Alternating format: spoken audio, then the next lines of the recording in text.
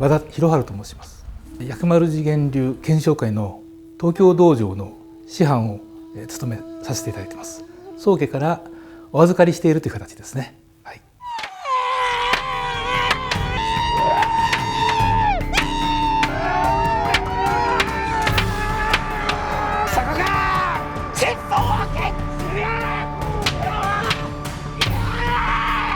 抜き即斬、一撃必殺。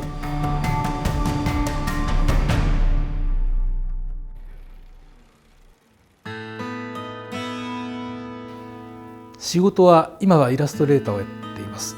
雑誌の表紙、単行本のカットですね、そういったものを描いたりポスター作ったり、そういうイラストレーションが主体です。もともと専攻が美術史なもんですから、東洋美術なんですけど、歴史的なものってのは大好きです。でここにとっくりを持ってる侍がいますよね。これは自顕流の構えをしてるんです。あとは、絵を描いてる途中でここで抜刀の稽古をしたりもします。下から抜き上げて相手の脇腹とか股に叩き込むわけですね。それでここに抜く。こういう動きになります。この動きは通常使わない筋肉ですから、この稽古をずっとやるわけです。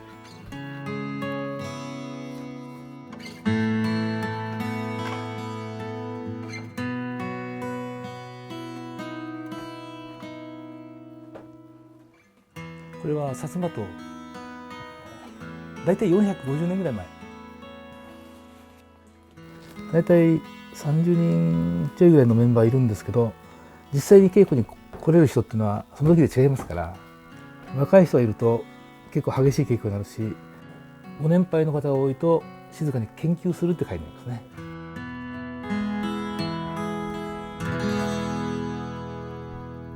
薬丸自顕流の歴史から言うと、約平安後期1000年ぐらい前に大友一族の友野兼之さんという方が鹿児島に下校されてきて、それがルーツです。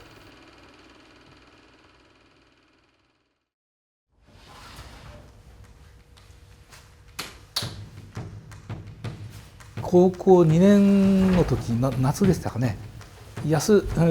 今は賢秀という字を書きますけど、安尾先生という方が真剣で抜刀されてました。真剣っていうのは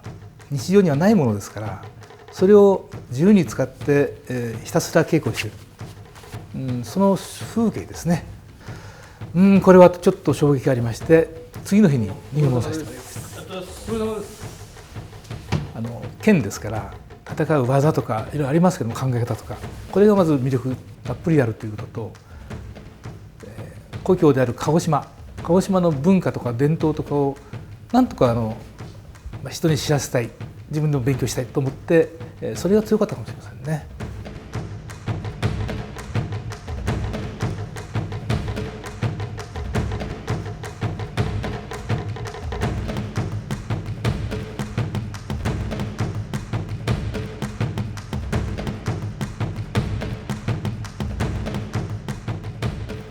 こういう小武道ですから、いろんな人がいますね。年齢から言うと、下は20歳ぐらいかな。で上は64歳。我々が稽古しているのは、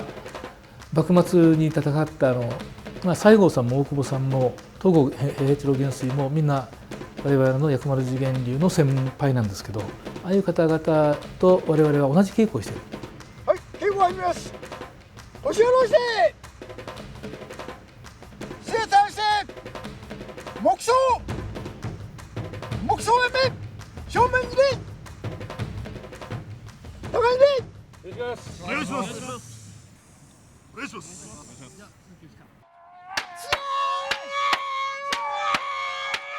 横木っていう木を立てて横に置いて、またぎに支えさせて、そこに敵を想定して、それをひたすら撃っていくという稽古を繰り返すんですね。よく言われるのは精魂が尽きるまでって言いますけど、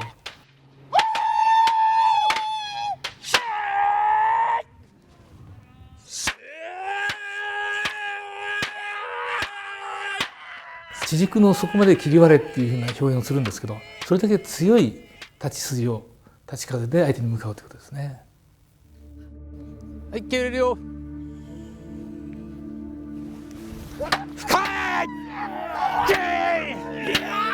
防御する技がないし考え方もないので、何があるかというと一本向きに飛び込んでいって敵を切る、その一点なんですね。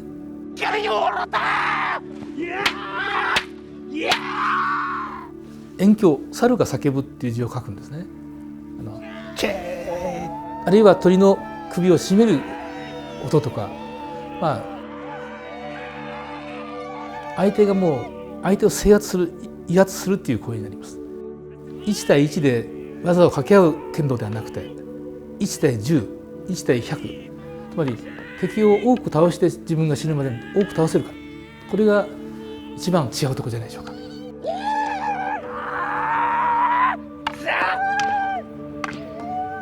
破壊力、戦闘力という意味では薬丸自顕流はかなり強いんではないかと思います。やはり実際に真剣を使うと間違うと切りますから、緊張感はやっぱあるでしょうね。今は刀で一層切る時代ではありませんし、戦う時代でもないんですよね。ですから自分で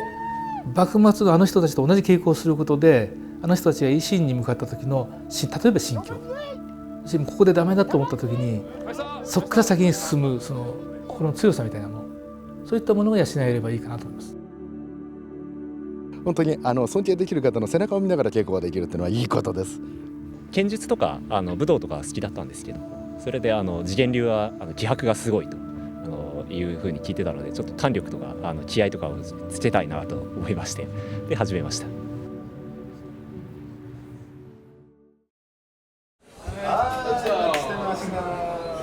薬丸自顕流9周年を祝して、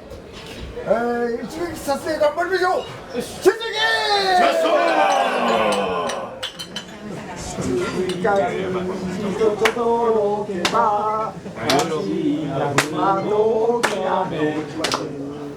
摩隼人、昔の薩摩武士は魂、つまり血は芋焼酎、骨格は薬丸自顕流で作ったんであろうと言う人がいるんですが、全くそうだなと思いますね。自顕流はもうこれ生き方なので、これはずっと続けるだけです。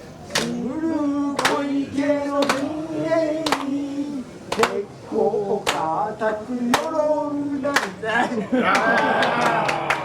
もな、